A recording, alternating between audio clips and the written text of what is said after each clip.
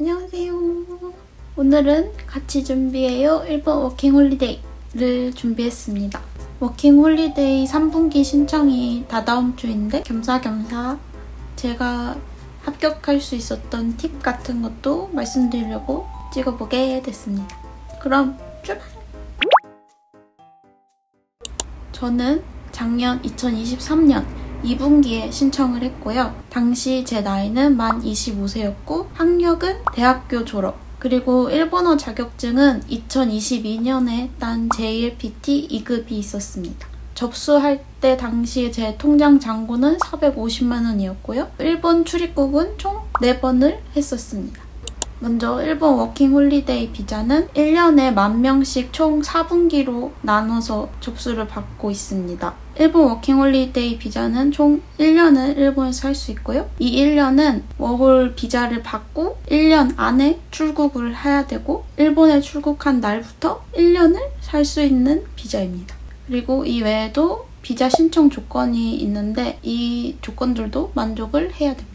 예전에는 워킹홀리데이 신청을 자기가 직접 대사관에 가서 신청하는 거였는데 이게 아마 코로나 이후부터는 대사관에서 지정해준 대리기관을 통해서만 접수를 할 수 있습니다. 자, 이제 중요한 제출 서류에 대해서 알아보도록 하겠습니다.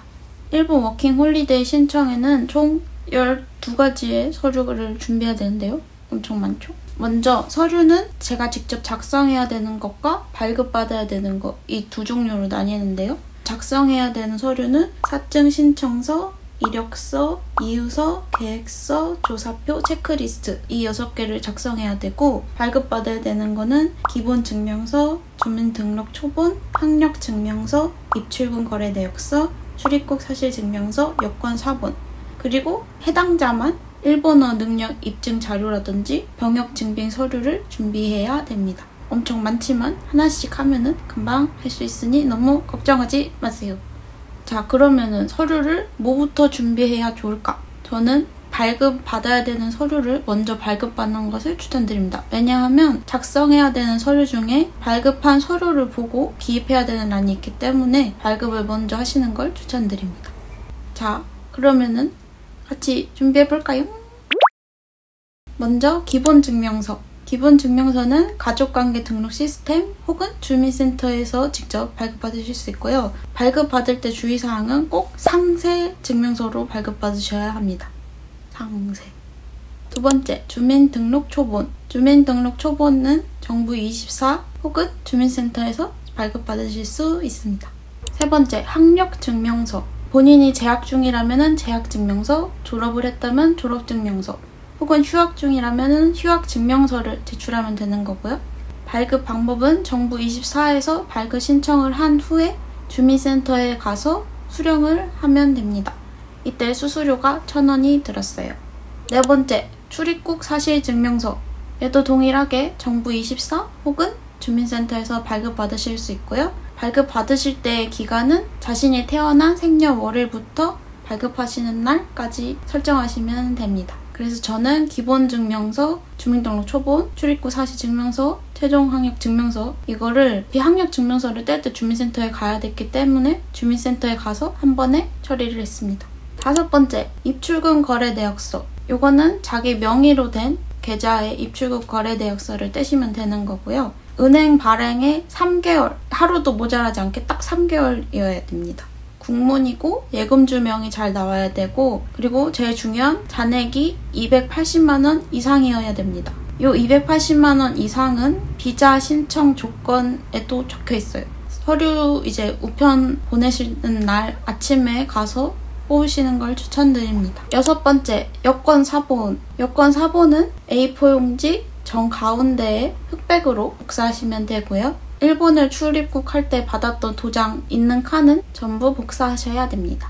그리고 구여권. 구여권에 일본 갔다 온 도장이 있는 칸도 복사를 하셔야 되는데 이 경우에는 꼭 구여권에 신분사항 적혀있는 그 면도 복사를 하셔야 돼요. 만약에 구여권이 어디인지 모르겠다. 그러면은 안 보내셔도 됩니다. 그리고 번외, 일본어 능력 입증 자료 혹은 병역 증빙 자료. 이거는 해당되시는 분들만 내시면 되고요. 일본어 능력 자료 같은 경우에는 JLPT 혹은 JPT 합격증 혹은 내가 지금 일본어 공부를 하고 있다, 했다를 위한 뭐 일본어 학원 수료증 같은 것도 제출하시는 경우도 있다고 합니다. 저는 2021년에 JLPT N3 합격을 했었고 2022년에 N2를 합격했었는데 둘 다 안 보내고 그냥 N2 합격증만 보냈습니다. 자, 그럼 이제 중요한 작성해야 되는 서류에 대해서 알아보겠습니다. 보통 사증 신청서를 먼저 작성하시는데 사증 신청서에는 뭐 언제 입국을 할 건지 어디로 입국을 할 건지 이런 걸 적는 부분이 있기 때문에 이유서 혹은 계획서를 먼저 작성하시고 사증 신청서를 작성하시는 것을 추천드립니다. 그럼 제가 썼던 이유서를 보면서 설명해 보도록 하겠습니다. 저는 이렇게 막 색깔도 넣고 그림도 넣고 좀 꾸며서 냈는데 이렇게 안 꾸미고 그냥 워드 작성만 해서 합격하신 분들도 계시다고 하니 자기 요령껏, 취향껏 작성하시면 됩니다. 먼저 인사를 하고 간단하게 자기소개를 했습니다. 2023년 일본 워킹홀리데이 2분기에 신청한 누구누구입니다. 잘 부탁드립니다. 이런 식으로 자기소개를 했고요. 그리고 총 크게 4가지로 나눠서 작성했습니다.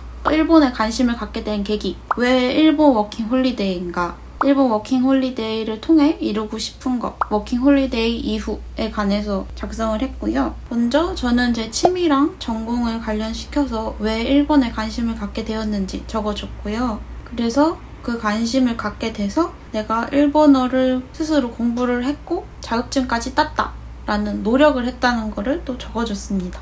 더불어서 지금도 굉장히 관심을 많이 갖고 있습니다 라고 어필을 했습니다. 두 번째, 왜 일본 워킹 홀리데이인가? 일본에서 지낼 수 있는 비자는 굉장히 종류가 많습니다. 일본은 90일까지는 무비자로도 체류가 가능하고 그리고 어학 비자라든지 다른 비자가 많은데 왜 꼭 굳이 워킹 홀리데이 비자여야 하냐를 이유를 적어줬습니다. 또 대한민국 사람이 워킹 홀리데이 갈 수 있는 나라들이 굉장히 많은데 이 중에서 왜 일본을 선택했냐에 대한 이유도 적어줬습니다.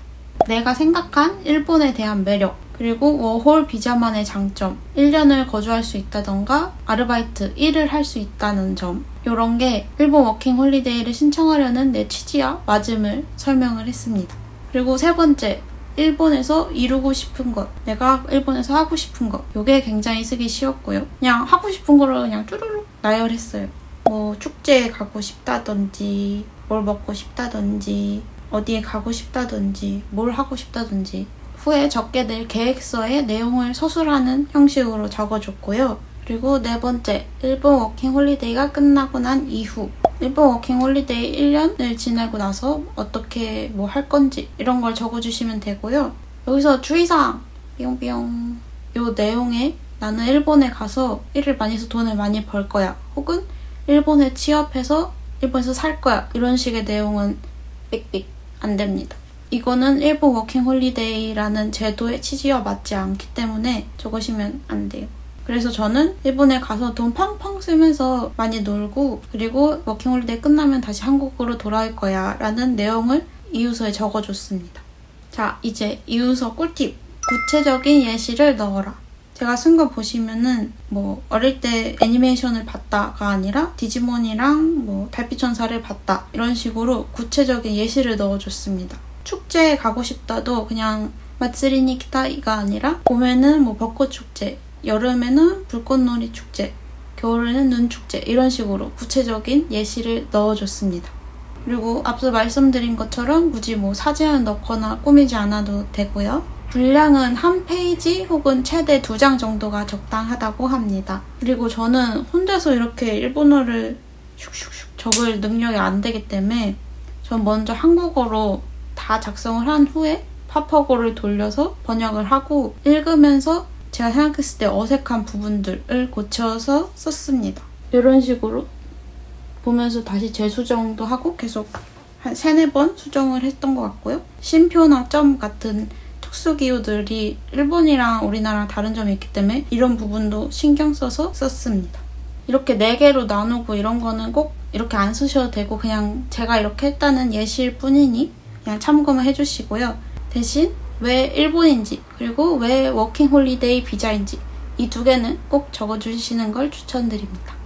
자, 그 다음 계획서. 계획서는 이유서보다 쓰기 훨씬 더 쉬워요. 왜냐면은 막 이유서처럼 문장을 이렇게 쓸 필요 없이 그냥 간단하게 한 문장 혹은 단어 이런 식으로만 쓰셔도 괜찮기 때문에 금방 쓸 수 있어요.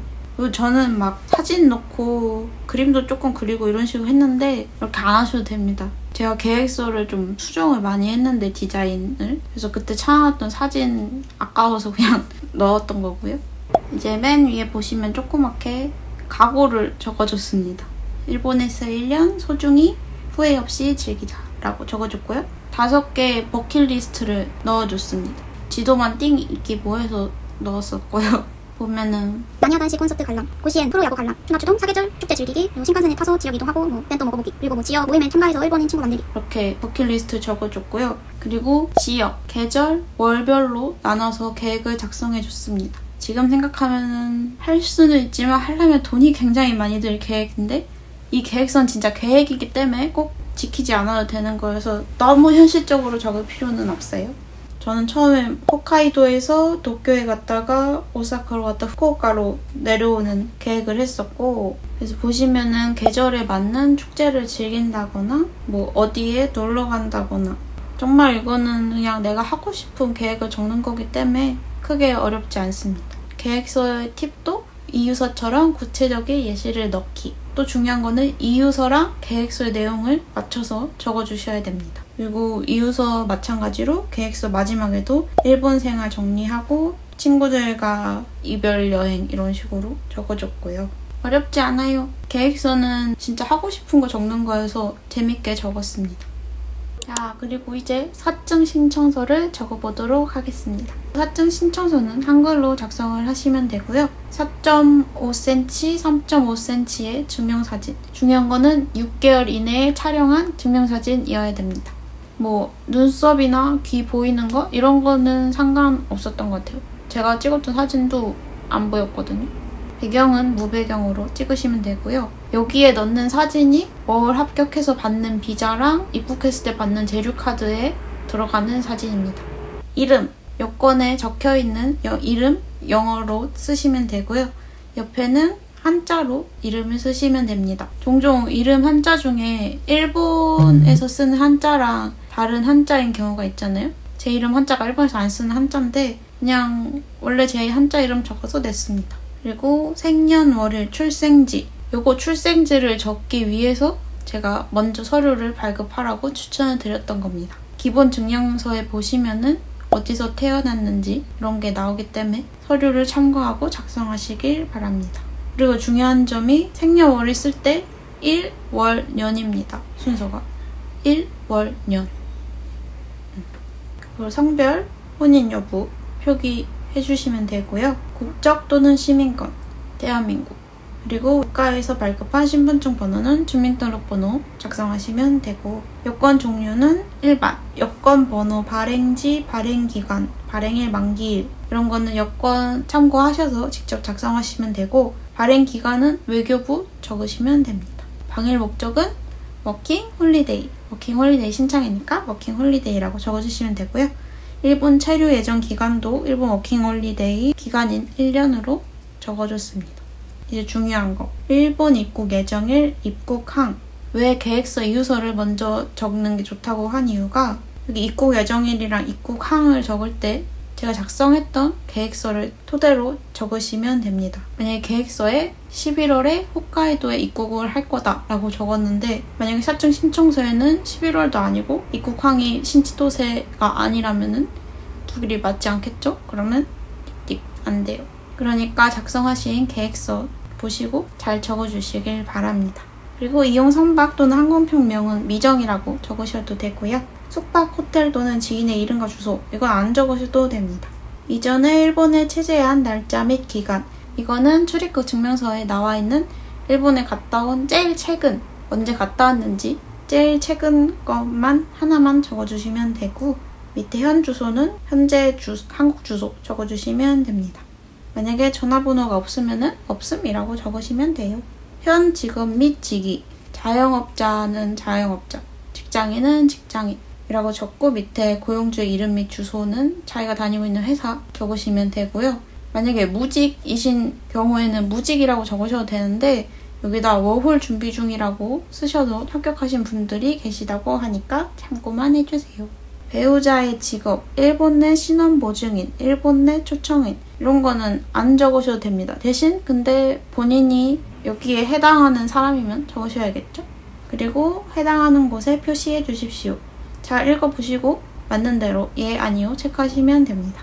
그리고 이제 신청일과 신청인 서명, 신청일은 1, 월, 년 그리고 신청일 서명은 한글로 그냥 또박또박 이름 적으시면 됩니다.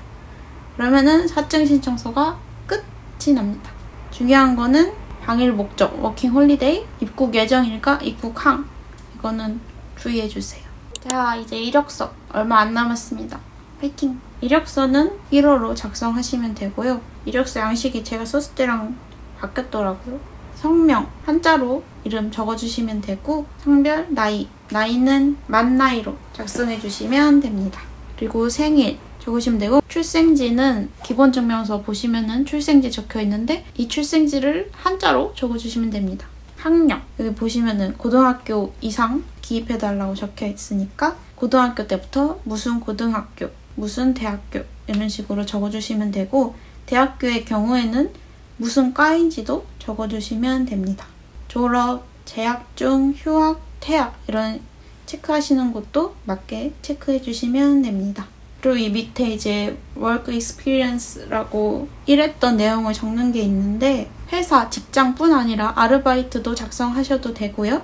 아무튼 period 기간이랑 그 회사 이름 적어주시면 되는데 저는 일했던 것 중에 일본이랑 관련 있는 것만 작성을 했었습니다. 그리고 experience of stay in Japan 일본에 방문하셨던 내용을 적으시면 되고요. 이것도 출입국 사실 증명서에 나와 있는 일본에 갔던 모든 거를 적어주시면 됩니다.